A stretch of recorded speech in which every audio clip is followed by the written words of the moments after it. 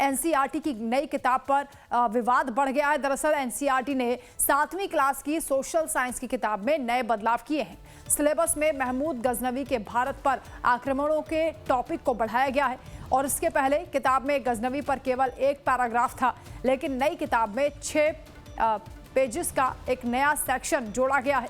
इस किताब में महमूद गजनवी और उससे जुड़े कालखंडों को और ज्यादा डिटेल में बताया गया है।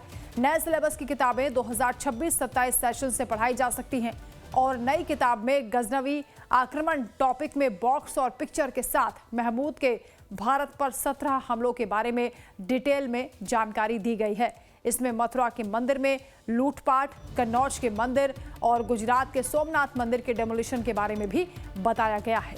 तो एनसीईआरटी ने ये नया चैप्टर शुरू किया है। महमूद गजनवी के बारे में और डिटेल में बताया गया है कि 17 आक्रमण उसने कहां पर किए थे, किस तरीके से वो पूरे हमले हुए थे। मथुरा, सोमनाथ जैसे मंदिरों पर हमला हुआ था।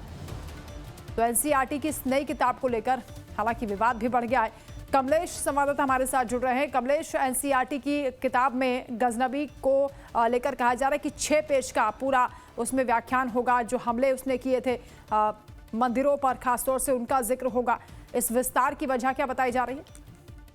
ये देखिए, क्योंकि इतिहास लेखन का काम लगातार जारी है और जब से बीजेपी की सरकार आई है तब से जो डिस्टॉर्शन है भाजपा के मुताबिक, जो कुछ एक जो इतिहास की जो भयंकर भूलें थी उनको जिससे से बढ़ा चढ़ा के पेश किया गया, उसको सुधारने का काम जारी है।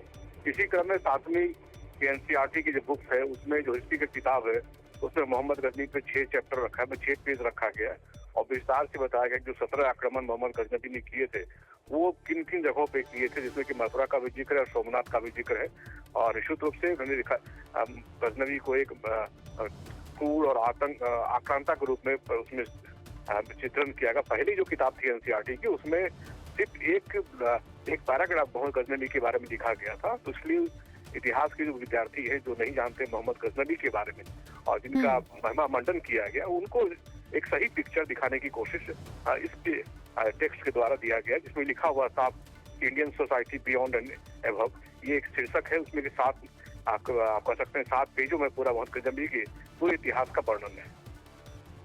जी बिल्कुल कमलेश, क्योंकि एक तरफ संस्कृति को बढ़ावा देने की बात की जाती है, विरासत के साथ विकास को बढ़ाने की बात होती है और इसी क्रम में आपने ठीक कहा कि ये संशोधन किए जा रहे हैं कि ताकि इतिहास के बारे में हमारे आने वाली जनरेशन को पता चले।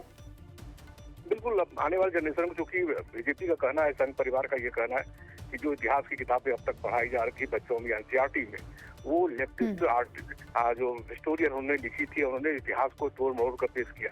और ऐसा नहीं है कि अब जो इतिहास लिखा जा रहा है वो आउट ऑफ कंटेक्स्ट है, सबके बारे में कंटेक्स्ट दिया जा रहा है, सब कहाँ से ये टेक्स्ट उधार लिया गया है उस बातों का उल्लेख है, तो आप उसको वेरीफाई भी कर सकते हैं। तो अब ये कहना है कि जो वेरीफाइड तस्वीर है, वेरीफाइड जो हिस्ट्री है, उसको ही हम अपनी टेक्स्ट बुक में रख रहे हैं ताकि लोग, जो बच्चे हैं, वो अपने इतिहास के बारे में जान पाए कि कौन आक्रांता से किसने भारत की संस्कृति पर और सभ्यता पे अटैक किया। बिल्कुल कमलेश, बहुत शुक्रिया आपका तमाम जानकारी के लिए।